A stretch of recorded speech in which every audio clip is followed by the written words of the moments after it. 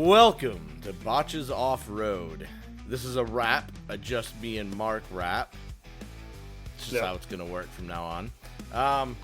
But I had a good weekend. Mark, did you have a good weekend? Yep, I had a pretty good weekend. It was mostly the same weekend because that's just how this shit fucking works. So you might only for the most part, you might only get a 15-minute episode. I'm not sure yet. But so Friday, I got out of work early. Like, I went to work at like 4 in the morning, so I got out at like 1 or 2, I don't remember now. And went out to our friend Jess's house. Me and Kaylin got our campsite all set up. And I knew we were going camping at Jess's, but I didn't realize she wanted to get fucking hammered. So I didn't do any of my daytime prep for a night of getting hammered, right? But dude, did we get fucking hammered. Yeah. I mean, to be honest, I was no good shape either. I didn't drink any water that day either, so. Yeah, it was fun. So we got out there. She bought some Bud Light so we could play some Smash Cup. Maybe we'll just have to do a whole episode with chapter art, right? To show how to play Smash Cup. I think we could do. I think it would work. But yeah, so we played some Smash Cup. I took a lot of shots. Actually, I took a hell of a lot of shots. Yeah, you did. I don't know how many you actually did, but like 10 or so. Which, for barely eating that day, and then also not drinking water, 10 shots and like probably 11 rounds of Smash Cup. That's pretty hard on a guy. Yeah, you were the same boat I was. I barely ate too. Yeah. We were fucked. So, but yeah, it wasn't like I got absolutely fucking hammered, but by like game like 7, I was just exhausted. Like I could barely stand up because I'd been up since 4 in the morning. Like it just, yeah. Then my dog Oscar, he decided to go play some hide and seek. I'm going to preface this with this dog never goes fucking anywhere. He is so dependent on me and my wife that he has to be up our ass all the time, right? And I thought that he'd went in the house with her to make some burgers. And she thought that he was outside with me, and he was just fucking gone. So we spent like an hour. I hopped in the 4Runner against my better judgment. It's dark, by the way. Oh, yeah, it's pitch fucking dark. I hop in the 4Runner. I probably shouldn't have, but listen, I don't drink and drive. But this was an emergency. So I drive, kind of around. I ask a bunch of the neighbors. No one had seen him. Then I kind of give up. Like, I'd been out looking for him for like 40 minutes. Mark and... Yeah, we were pushing an hour. Mark and our new buddy, Danny, were like running through the fields looking for this dog, right? Yes.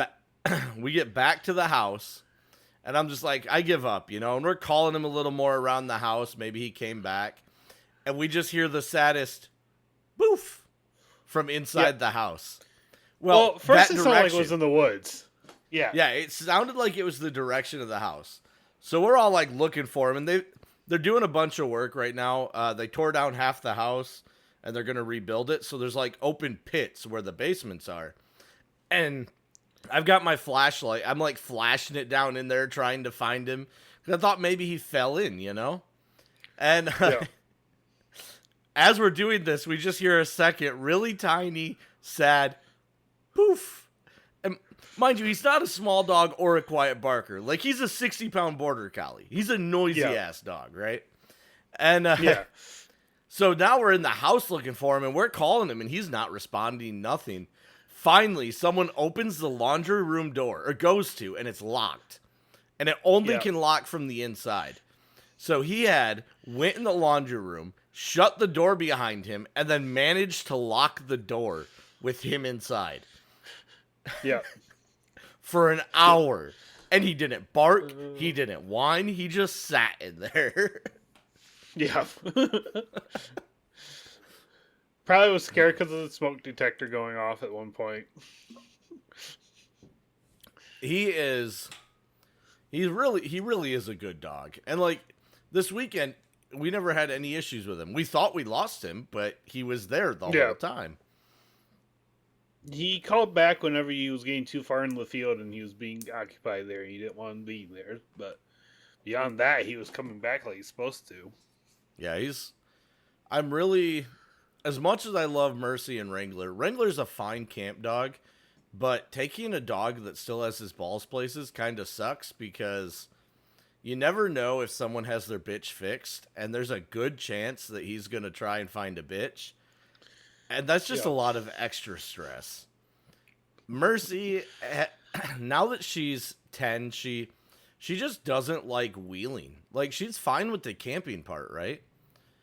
Yeah. But she doesn't like the riding in the Forerunner part, and it's just time for her to retire and spend her golden years at home. Yeah. I think that's where she's at.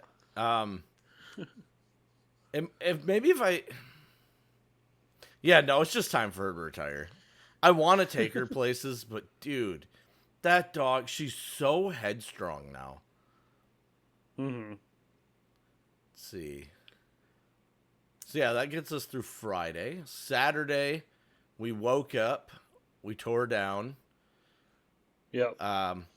Which really went fast. Yeah. I'm not gonna lie. Like, okay, this is our first time. Is this our first time taking all the swags away from home and camping? Yes, since we got to know all of them, yes.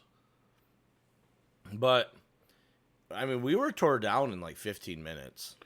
And that included a lot of bullshitting and cleaning up like half-drank beers and stuff that had been left out the night before. Yeah, I'm really glad. We left a lot of food out on that table, and I'm really glad a black bear or her resident turkey vulture didn't get into it. I think we took care of most of it the night before, but there was still a couple things lingering. Yeah, because that was the other fun thing is our friend Jess, in that old house they tore down, as they were pulling it down, they found out that there were turkey vultures nested in the roof. So she had this baby turkey vulture who he was just present the whole time. Like it was cool. Like we just had a pet turkey vulture hanging out with us. We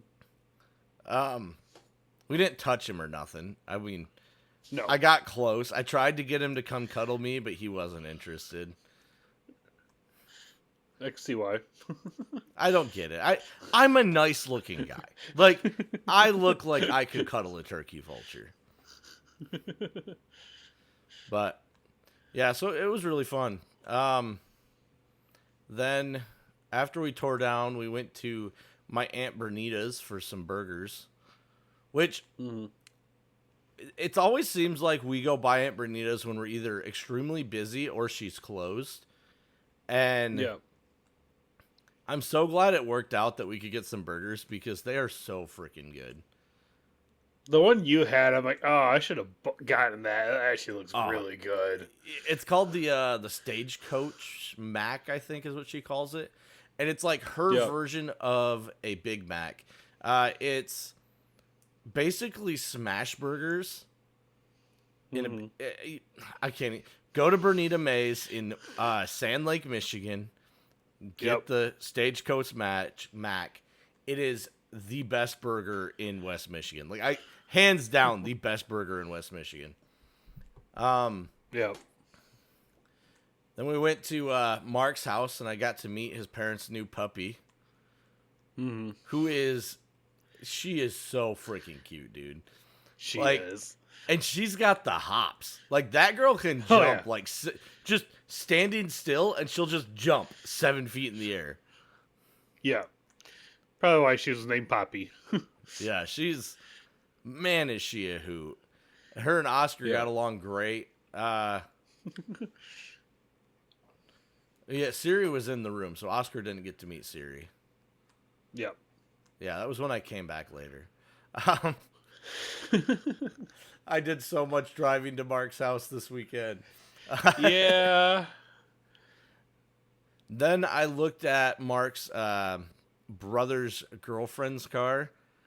It's a '06 G6. Oh, 06 or 07? I think it's Yeah, 06, one of those. So. But Yeah. they thought it had some knock, and when you start it up, it starts out okay. It's not too bad. Yep. The longer it runs, it just gets rattlier and rattlier. Mm. And when I put my hand on that timing cover, I can feel the chain hitting the outside of the timing cover.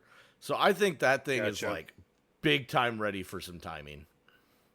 Yep.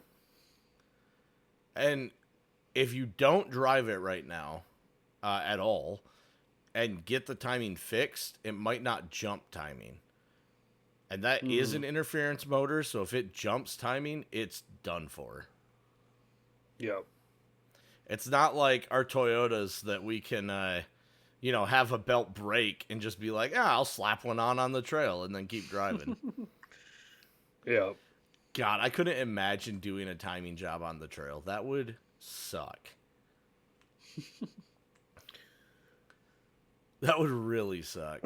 And I guess timing update to our last week's wrap when I said another timing job ended in disaster. The Black Shark runs great. There's no leaks. There's not really any deer hair left over. No.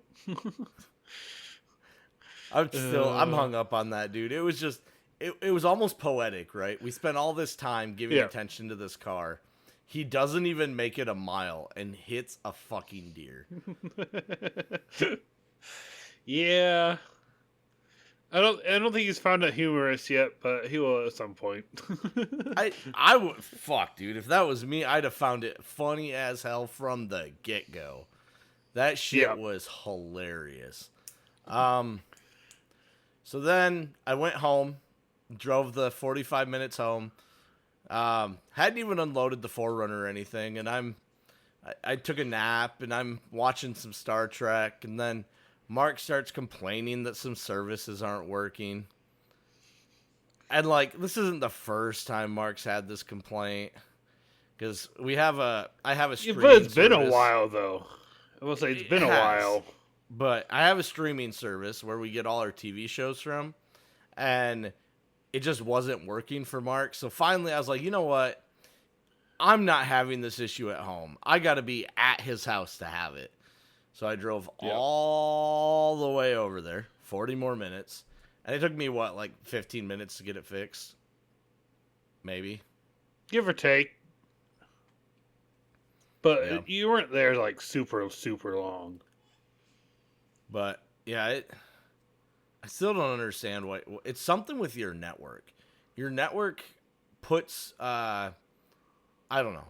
Because my phone was fine until it connected to your Wi-Fi. And then I started having issues with it. Yeah.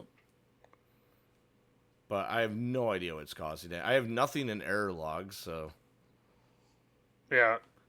I don't know. But yeah, so like, I got that everything else fixed. works fine. It's just the website didn't like working on that Wi-Fi for some odd reason. Yeah, but so I got all that fixed. Mark's can watch TV shows again. He's been very diligent about getting caught up on Star Trek, right, Mark? Yeah, I'll get back to it after we get done recording. I kind of fell asleep last night. I was pretty tired yesterday, so I did not get a chance to get to it. So, yeah, then I don't remember what I did on Sunday.